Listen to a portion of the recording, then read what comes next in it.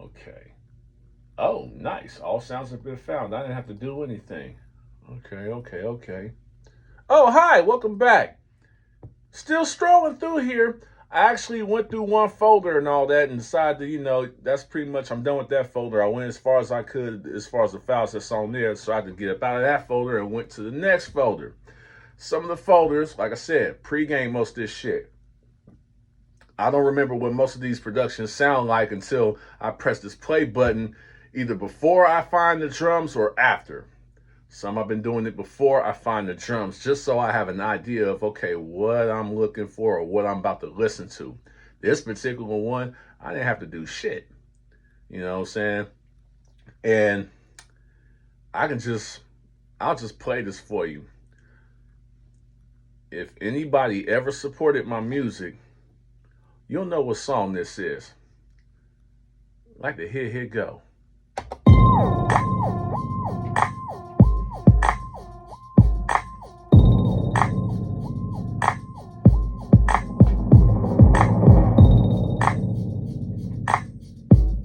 That shit up a little bit, just a little bit. Too many false deals never fell through. I'm still in here humble, but I'm long overdue. Like a book out the library, that's hereditary. Niggas biting to get deals now, that's scary. Then you got something to put out albums for days. Go out on the cover, not the CD in that place. That's why I'm with the swap with another MC. You're fucking up the young niggas just like me. Ooh, boy, don't get me clowning on here. Keep listening.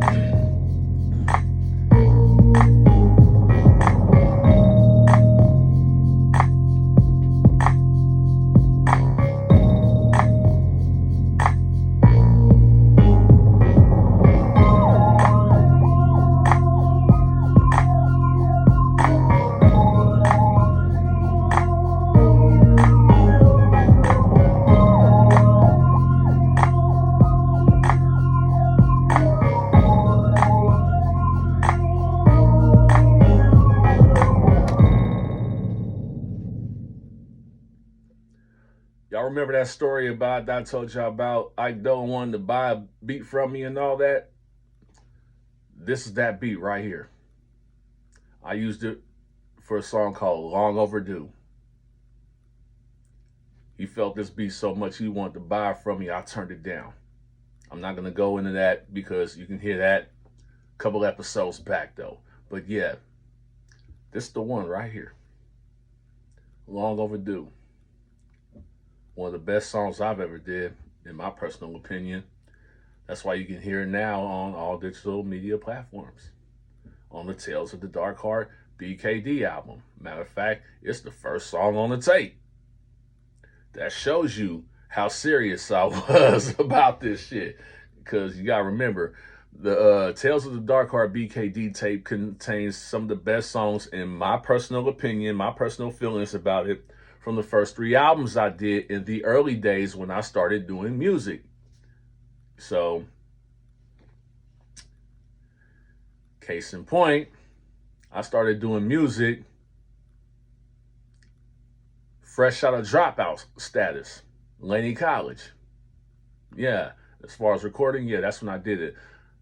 I enrolled and I didn't even go to class yet when me, Freddie, Chale Hayes, and Gabe did the demo tape with OG Don Coleman, who was a producer for Day One and his big dog Big Bombas. Big Bombas had a record label at the time called Suspect Records. Do not laugh. Suspect was not the meaning now back then. Sorry about that. So pretty much that's when this started kicking off and everything. And then yeah. And it wasn't until I met Chicago, I.M.A.C Fadachi,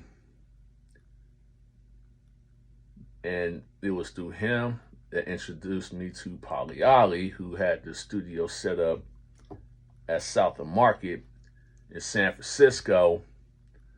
We actually started churning out songs. We had rap books for days, but we needed beats. Vel was still in the picture and all that. I told Vel about Polyolly and all that, and it was after a couple of sessions with Polyolly, formerly known as Sets, Vel decided to bring the keyboard on Bart, and he said this in a documentary I did in 2015. Hopping on Bart with the keyboard, going to San Francisco to make some motherfucking music and all that. All that shit's true. I would not be sitting here reminiscing about this if it was not an actual fact. It's an actual fact. The struggle and the sacrifice and the dedication that a lot of us had to go through just to get other people to listen to our music and all that. Some of us are still going through it to this day. Others decided to just say, fuck it, I'm just going to do regular life shit, which I totally understand and I completely respect. Me, on the other hand, I'm still 1 foot in, 1 foot out. And that's what's held me back all these years. But do I care? No. I'm still doing music. And now that I have a way to distribute it out there, I'm going to take it. I don't care how much it costs. I'm just saying. So you got to start small to work your way big.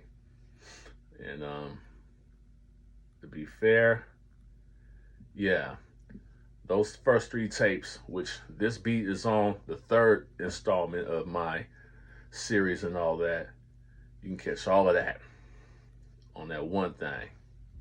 And it was good, real good.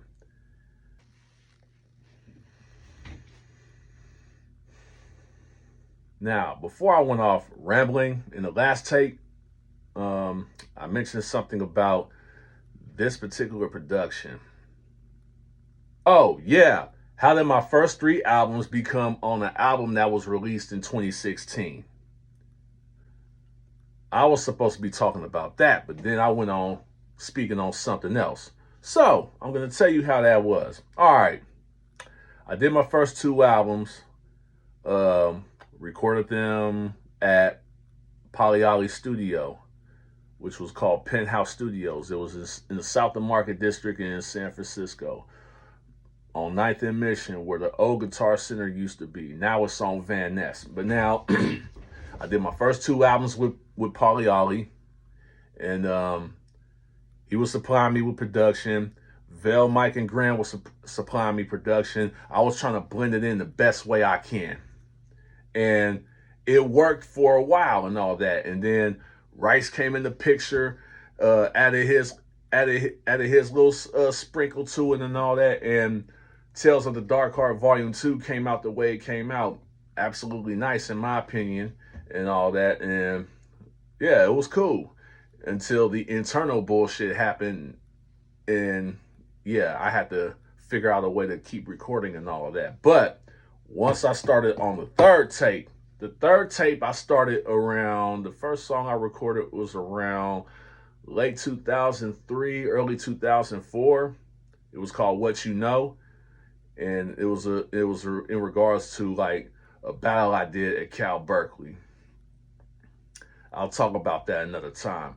But basically, that's how the 3rd tape started, with that particular song.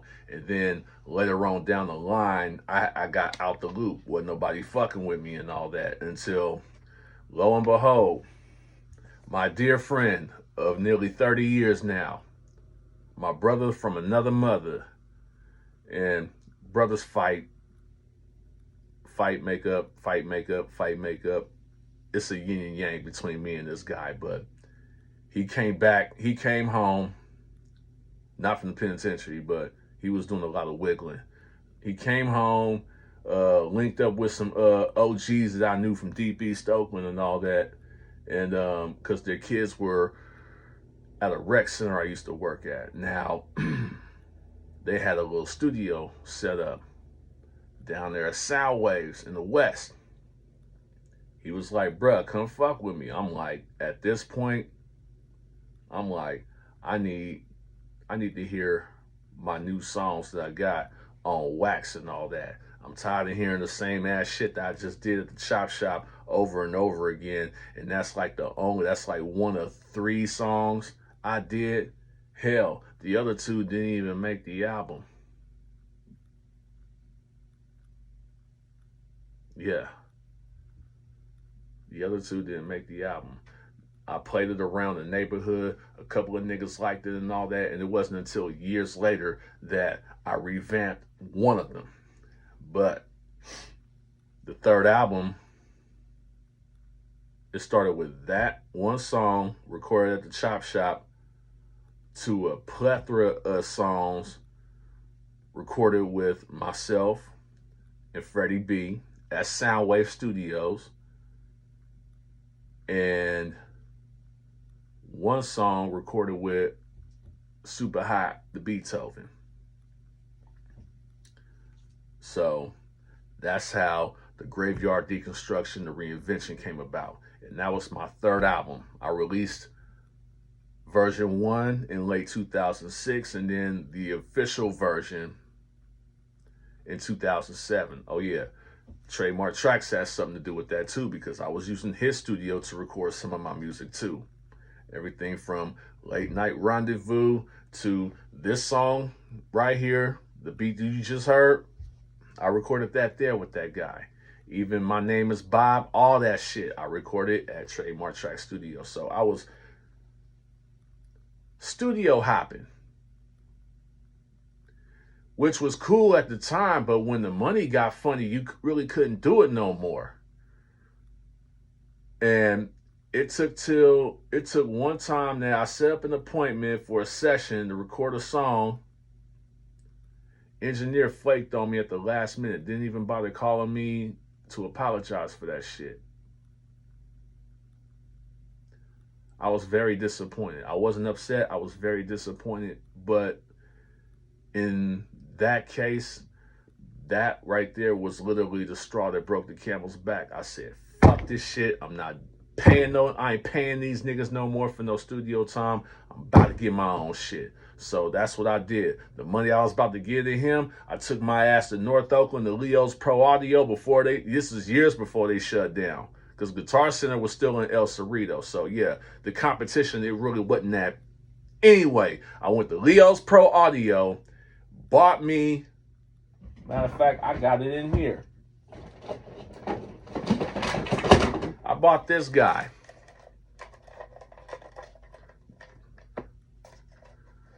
This right here is what made me start recording music, recording vocals. All I needed was a DAW that I was already used to, and thanks to Dirty Rice Forever, I had such DAW to work with, and it worked well with this. This was my gym for nearly 8 years. 8 years. Then technology on it kind of went south, and yeah, they don't even sell these no more. They didn't evolve from this, but this is going to go in my museum. So with that being said, that's how you hear everything from Tales of the Darkheart Volume 1, Tales of the Darkheart Volume 2, slowly but surely, and the Graveyard Deconstruction, the Reinvention. Those 3 tapes, the best songs, in my personal opinion, on Tales of the Darkheart B.K.D. I went over again, but now you have a more elaborate story. I'm Voy Dureezzo. Take care of yourself and each other, in the words of the late Jerry Springer. Have a good day.